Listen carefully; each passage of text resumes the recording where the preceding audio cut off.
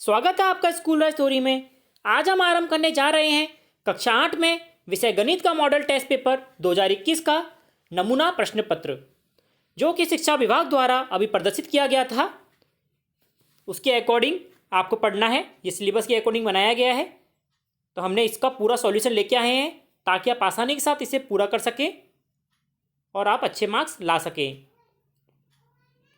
इसके अलावा हमने दूसरे विषयों के भी मॉडल टेस्ट पेपर डाल दिए हैं। अगर आप नहीं देखे हैं तो उनकी लिंक आपको डिस्क्रिप्शन में मिल जाएगी, या फिर आप प्लेलिस्ट में जाकर मॉडल टेस्ट पेपर क्लास 8 में देख सकते हैं। तो चलिए स्टार्ट करते हैं। प्रश्न नंबर 1 है, परिमेय संख्याओं के लिए गुणात्मक तस्मक होगा। इसका उत्तर होगा A1। प्रश्न नंबर 2 है, कोई संख्या पूर्ण वर्ग हो सकती है यदि। उसका उत्तर होगा संख्या का इकाई अंक 0 हो। प्रश्न नंबर 3 है, संख्या 16 का वर्ग संख्या क्या होगी। 16 का वर्ग संख्या मतलब 16 का स्क्वायर कितना होगा, 256। प्रश्न 4 है, संख्या 25 का वर्गमूल कितना होगा। 25 का वर्गमूल होगा, वर्गमूल कैसे लिखते हैं, इस प्रकार। तो 25 का वर्गमूल कितना हो जाएगा, 5। उत्तर हो जाएगा 100। प्रश्न 5 है, 10 की घात 3 का मान कितना होगा। 10 की घात 3 है, मतलब कि 10 गुना 10 गुना 10 कितना हो जाएगा, 1000। उत्तर हो जाएगा द। प्रश्न 6 है, एक घन संख्या के गुणनखंड निम्नलिखित हैं।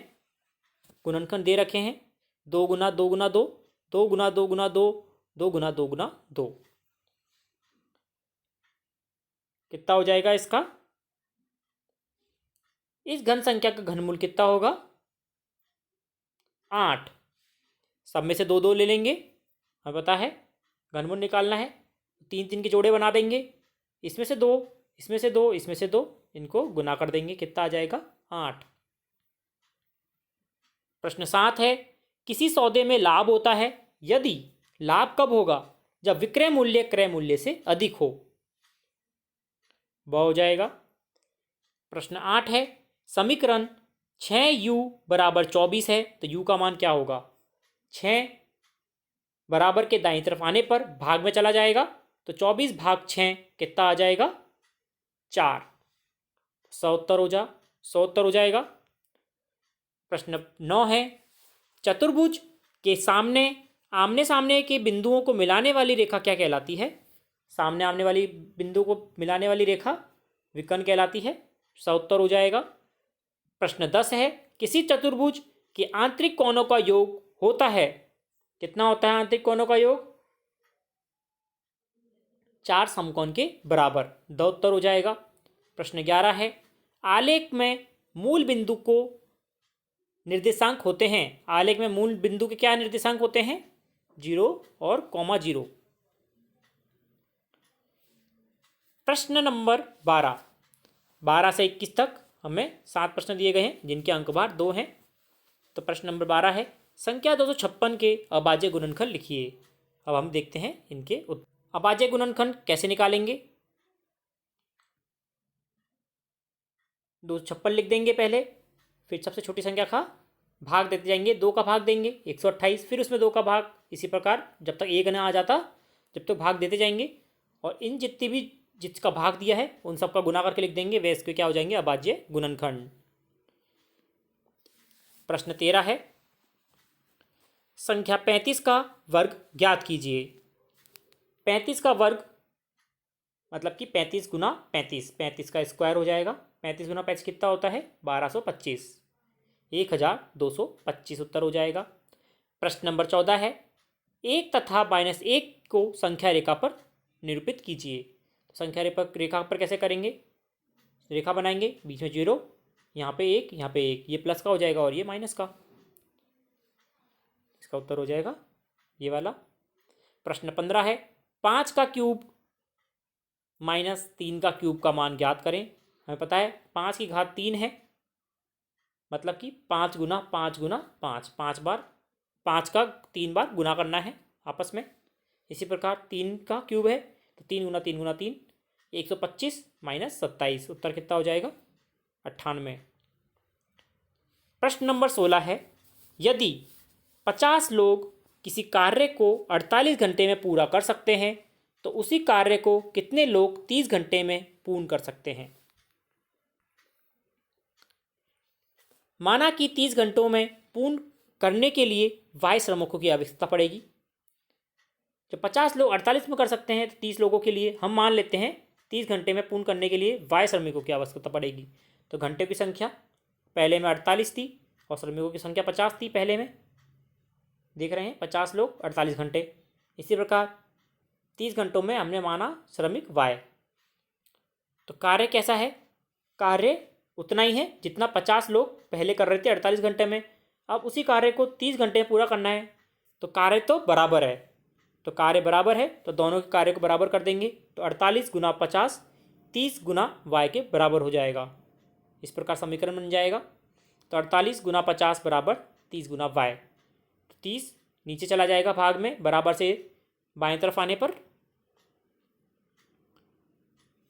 ठीक है, 0 से 0 कट जाएंगे, 3 से 48 कटेगा, 1 और 6 तो 16 पंजे 80। तो कितने श्रमिकों की आवश्यकता होगी? 80 श्रमिकों की। प्रश्न नंबर 17 देखते हैं। X Y comma Y Z तथा जेड एक्स का गुणनफल ज्ञात कीजिए। तीनों का गुना कर देंगे, क्या बन जाएगा? एक्स वाई गुना वाई जेड गुना जेड एक्स। तो एक्स कितनी बार है? 1 और 2, तो एक्स स्क्वायर। वाई 2 बार है और जेड भी 2 बार है, तो X square Y square Z square उत्तर हो जाएगा। प्रश्न नंबर 18 है, दिए गए समांतर चतुर्भुज में कोण एक्स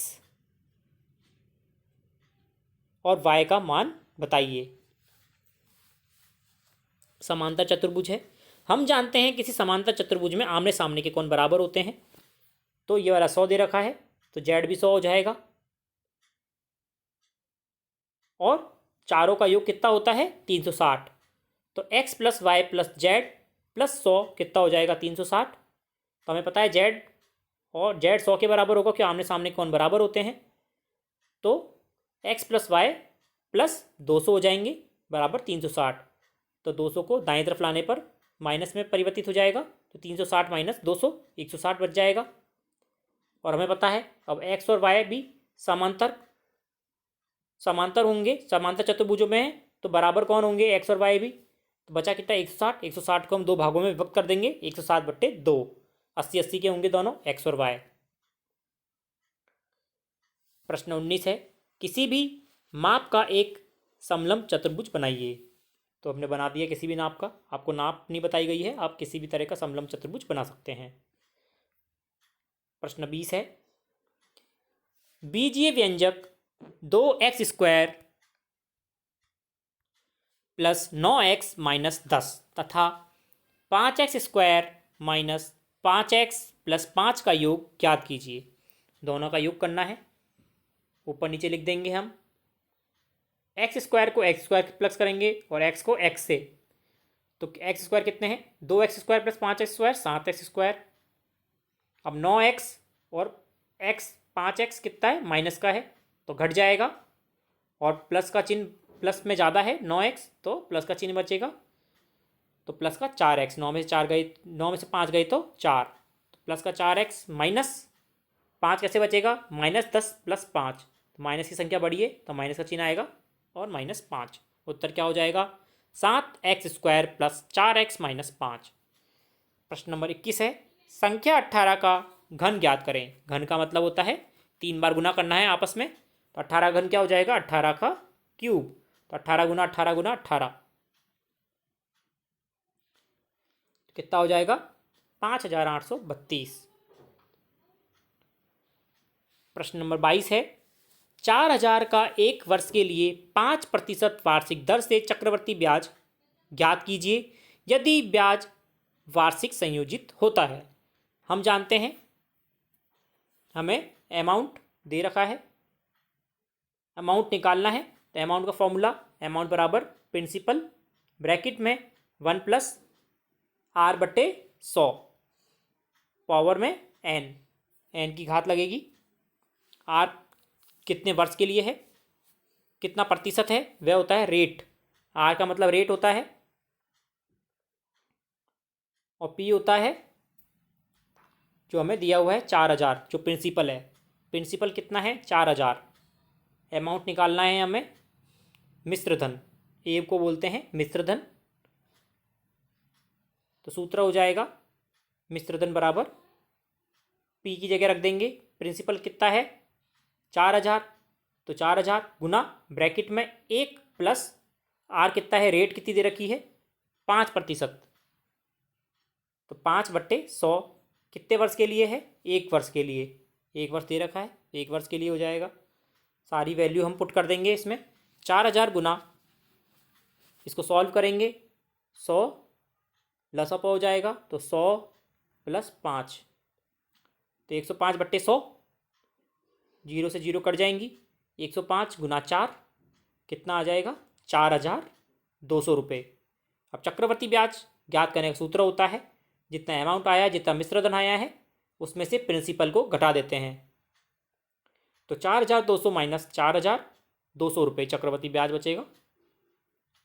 प्रश्न नंबर 23 है, बीजीय व्यंजक P कोष्टक में 6P - 7 + 5 को सरल कीजिए तथा P = 1 के लिए मान ज्ञात करें।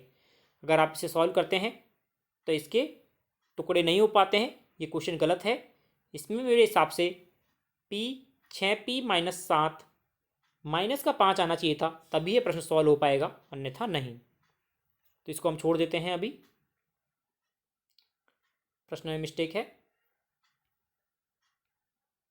प्रश्न नंबर 24 है, व्यंजक x + 7 और y - 5 का गुणनफल ज्ञात कीजिए। दोनों को गुना कर देंगे, तो पहले x का गुना करेंगे दोनों से, तो xy - 5x। अब 7 का गुना करेंगे दोनों से, तो 7y - 35, ये उत्तर हो जाएगा। प्रश्न 25 है, 3y² 3y² + 9y + 6 के गुणनखंड ज्ञात कीजिए। गुणनखंड ज्ञात करने हैं, तो 9y है, इसको हम इस तरह से तोड़ेंगे कि गुना करने पर 18 आ जाए, क्योंकि 3 × 18 हो रहे हैं दोनों का, और प्लस करने पे 9y बन जाए। तो किस प्रकार बनेंगे, 6y + 3y + 6। अब इन दोनों में से पहले हम 3y को कॉमन लेते हैं, तो क्या बच जाएगा, यहाँ पे 3y² है तो y बच जाएगा, और 6y में से कॉमन लेंगे तो क्या बच जाएगा 2, और इधर से हम 3 कॉमन ले लेते हैं, क्या बच जाएगा y + 2, तो y + 2 कॉमन है, y + 2, और यहाँ पे क्या बच जाएगा 3y + 3, तो 3y + 3 बच जाएगा। प्रश्न 26 है, प्रश्न नंबर 26 है, व्यंजक 18a²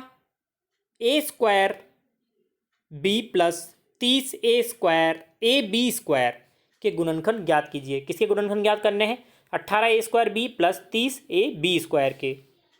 तो हम क्या करेंगे, इसमें से 6ab कॉमन ले लेंगे। 6ab कॉमन लेते ही क्या बचेगा, इसमें से 6 बाहर निकाल लिया तो कितना बचा, 18 में से 3, और ab बाहर निकाल लिया तो a 2 है, तो a बच जाएगा इसमें। इसी प्रकार इसमें से क्या बचेगा, 5 बच जाएगा, क्योंकि 6 बाहर निकाल लिया है, 6 × 5 = 30 होते हैं, 5 बच जाएगा, और a बाहर निकाल लिया, b 2 है तो 1 भी बच जाएगा। तो इसके गुणनखंड क्या हो जाएगा, 6ab और 3a + 5b। प्रश्न नंबर 27 है, आलेख में प्रदर्शित बिंदु ए बी सी के निर्देशांक लिखिए। जो आलेख दिया गया है प्रश्न में, उसका हमें निर्देशांक लिखने हैं। तो ए कितना हो जाएगा 2,2, बी कितने हो जाएंगे 4,3, सी हो जाएगा 6,1। ये हमने 2,2 और 4,3 और 6,1 हमने डायरेक्ट लिख दिया है। अगर आपको प्रश्न में देखना है तो आपको प्रश्न पत्र की लिंक डिस्क्रिप्शन में मिल जाएगी, वहाँ से आप प्रश्न पत्र डाउनलोड कर सकते हैं। फिर भी मैं आपको एक दिखा देता हूँ ये कौन सा प्रश्न है। प्रश्न नंबर 27 आप देख सकते हैं, यहाँ पर ए है 2,2, बी है 4,3 और सी है 6,1। यह प्रश्न है 27वां आपका। फिर 28वां प्रश्न देखते हैं। प्रश्न नंबर 28 है, उपयुक्त पैमाने का प्रयोग करते हुए आलेख बनाइए। पेन की संख्या 1 2 3 4 5 और मूल्य दे रखा है 5 10 15 20 और 25। तो हम पैमाना लिख रहे हैं। एक पेन एक बड़ा खाना एक्स एक्सिस पर, ये एक्स एक्सिस होती है और ये वाई एक्सिस होती है। तो एक बड़ा खाना हमने पेन के लिए रखा है और 5 रुपये हमने एक बड़ा खाना रखा है वाई एक्सिस पर। 5 फिर 10, 5 का रखा है एक खाना, तो 5 फिर 10 15 20 और 25। इसी प्रकार 1 2 3 4 5। तो मूल्य में पहले में लिखेंगे 5, पहले में 1 और 5 दोनों हैं, तो इन दोनों को मिला देंगे। इसी प्रकार 2 और 10, फिर 3 और 15, फिर 4 और 20 और फिर 5 और 25 और सबको मिला देंगे। अगला प्रश्न है प्रश्न नंबर 29। एक मोबाइल फ़ोन का अंकित मूल्य 1600 है। यदि इसे 1200 रुपये में बेचा जाता है तो बट्टा और बट्टा प्रतिशत ज्ञात कीजिए। एक बंदे ने 1600 रुपये की कोई चीज़ खरीदी है और 1200 में बेच दी, तो उसे घाटा हुआ है, हमें पता लग गया, बट्टा लगा है उसे। तो कितना बट्टा लगा, तो हम घटा लेंगे। अंकित मूल्य कितना है 1600 और विक्रय मूल्य बेचा है जिसमें 1200, तो बट्टा कितने का लगा है उसे, नुकसान कितने का हुआ है 400 रुपये का। कितने प्रतिशत हुआ है, तो जितना हुआ है नुकसान उसमें उसको हम भाग देंगे 1600 का, जितने का खरीदा था उसने, और 100 का गुना कर देंगे तो प्रतिशत में चला जाएगा, जैसे यहाँ पे किया गया है। 0 से 0 कट जाएंगी। 16 25 बार 400 होता है, तो 25% उत्तर हो जाएगा। प्रश्न नंबर 30 है, समीकरण t/3 माइनस 5/3 बराबर t/5 माइनस 3/5 को हल करें। हल करते हैं। 3 और इसमें 5 दोनों में क्या है, इस लसापा ले लेंगे दोनों का। अब इसमें व्रज गुणन करेंगे, 5 इससे गुना करेंगे और 3 को इससे, तो 5 गुना 3 माइनस 5 t-5 बराबर 3 गुना t-3। ब्रैकेट खोलेंगे, 5t-25 और यहाँ पे हो जाएगा 3t-9। टी वाली संख्या को एक तरफ लाएंगे तो 5t-3t और सादा संख्याओं को एक तरफ, तो माइनस का 9 और ये प्लस का हो जाएगा 25 दाएं तरफ आने पर। सॉल्व करेंगे, 5t-3t 2t होता है और 25 में से 9 घटाएंगे तो 16। 2 को दाएं तरफ लाने पर भाग में परिवर्तित हो जाएगा, तो t बराबर कितना आ जाएगा 8। प्रश्न नंबर 21 है, एक घनाकार डिब्बे का क्षेत्रफल 600 वर्ग सेंटीमीटर है। इस डिब्बे की लंबाई ज्ञात करें। हमें घन का क्षेत्रफल पता है कितना होता है 6a²। ए कितना होता है, भुजा होती है a। तो क्षेत्रफल दिया हुआ है हमें 600, तो 600 बराबर कितना हो जाएगा 6a²। तो 6 बराबर के एक तरफ लाने पर गुना में गुना है तो भाग में परिवर्तित हो जाएगा, तो 600/6 कितना हो जाएगा, a गुना a² कितना हो जाएगा 100 के बराबर, ये 100 हो जाएगा। तो a और a कितना हो जाएगा, a गुना a² का मतलब होता है a गुना a, 100। तो a कितना हो जाएगा 10। तो डिब्बे की लंबाई कितनी हो जाएगी 10 सेंटीमीटर। अगला प्रश्न देखते हैं। अथवा में है, एक बेलनाकार पाइप जिसकी ऊंचाई 15 सेंटीमीटर है तथा व्यास 14 सेंटीमीटर है, उसका कुल पृष्ठीय क्षेत्रफल ज्ञात करें। पृष्ठीय क्षेत्रफल बेलन का हमें सूत्र ज्ञात होना चाहिए, कितना होता है 2πr ब्रैकेट में h+r। r हमें निकालना पड़ेगा। ऊंचाई दे रखी है, व्यास दे रखा है 14, व्यास होता है उसका कुल, तो हमें d दे रखा है 14, हमें r निकालना है उसकी त्रिज्या, तो इसका आधा कर देंगे तो कितनी आ जाएगी 7। तो r कितनी आ गई 7। h पता है, इसमें वैल्यू पुट कर देंगे, वैल्यू डाल देंगे सारी। 2 गुना पाई होता है 22/7 गुना त्रिज्या r कितनी आई है 7, हमें हाइट पता है, उसकी ऊंचाई पता है 15 प्लस आर कितना है 7। सॉल्व करेंगे 2 गुना 22 गुना 22, 7 से 7 कट जाएगा, 15 प्लस 7 कितने होते हैं 22, और 2 गुना 22 44, 44 इंटू 22 कितना होता है